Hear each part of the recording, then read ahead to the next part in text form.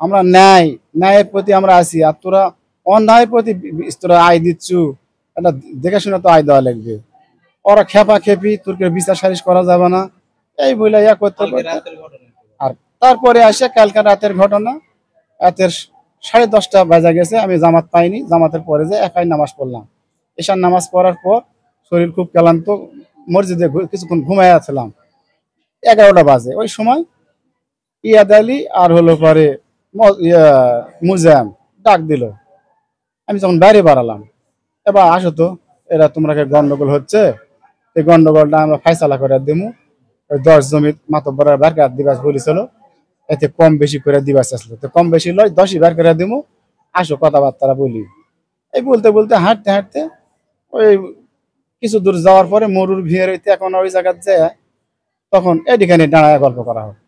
আর কি মুখে কথাবার্তা বলবার লাগতে পিছন থেকে আসে একটা বাড়ি মারে মাথা। বাড়ি যখন মারে তখন কে বাড়ি মারলো কেন, এর সাথে কথা হচ্ছে বাড়ি মারলো কে।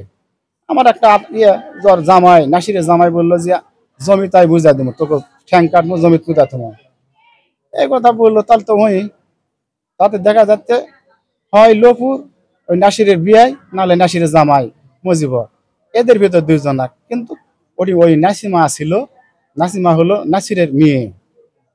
সামনে দেখেছি নাসিরের আর একটা জামাই আর হলো পরে ওই ওর বেটা।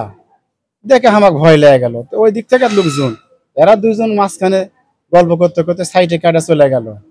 ওরা 3 জন এসে আক্রমণ করা শুরু করলো, পিছন থেকে এরা 2 জন মারা শুরু করলো। আমি নিচে ঝাঁপ দিয়ে পড়ে গেছি। কাদর যখন পড়ে গেছি, ওটি তখন ঠাসা ধরে জামা টামা ছিঁড়া ফেলে, নঙ্গি ছিঁড়া ফেলে, নঙ্গির একটা ফাল্ট নিয়ে আমার মুখে দিয়ে তখন হলো বানলো, আমি যেন আওয়াজ করতে না পারি। বান্ধার পরে ওখান থেকে কিল ঘুষি যা দেওয়া লাগে দিয়ে ওকে ঘাওয়াত করে নিয়ে আসে, ঠেক করে এক জায়গায় ফেলে দিয়ে হাত পাও বান্ধে বস্তার ভিতর এই 2 কান্দত পাও লাগা দিয়ে ঠেলা মেরে বস্তার ভিতর আমি গোটাটা ঢুকতে পারি না, এইখানে আর ঢুকাতে পারেনি। তারপরে ললির দড়ি লাগাবে বলেছে, একজন বলেছে ললির দড়ি টাঙ্গায় লিয়া যাবো টাইনে, না টাইনে লিয়া যাওয়া লাগবে না, এক মারার দরকার না, এমনি পুলিশ ফেলে দিলে পরে কুয়ার ভিতর ফেলে দিলে পরে এমনি মরে যাবে। অতএব এইভাবে টাইনে লিয়ে যাও। বস্তা ধরে কিছু টাইনে লিয়ে গেছেও, যে ওই টাইনে কাদর ভিতরে আর টাইনে পারছে না। শেষ ওটি আমার খুশা ধরলো, আমার চোখ মুখ পাটির ভিতরে বসে গেল। টাইনে লেগে গেছে ওর ভিতরে কয়েকজন। হয় ওই সময় মানে আমাকে বুঝবার দিচ্ছে না, মানে আমি উপর হয়ে আছি, কাদের ভিতরে যখন ঠাসা ধরেছে লাখ ছাওটা কিন্তু একটু জায়গা ছিল, আর মাথাটা ভিতরে বসে দেওয়া ছিল। এই পরে ওখান থেকে লিয়ে যাওয়া পারেনি। সামনে আবার হলো পরে 3-4 জন যে মাছ মারা আলো বেড়ানা মাছ মারার লোক, এরা আবার ওই জায়গাটা লাইট মারে। এরপরে এরা হেঁটা চলে যায়, আর ওই লাইট ওরা আর যায় না, মাঝে সাঝে লাইট মারে।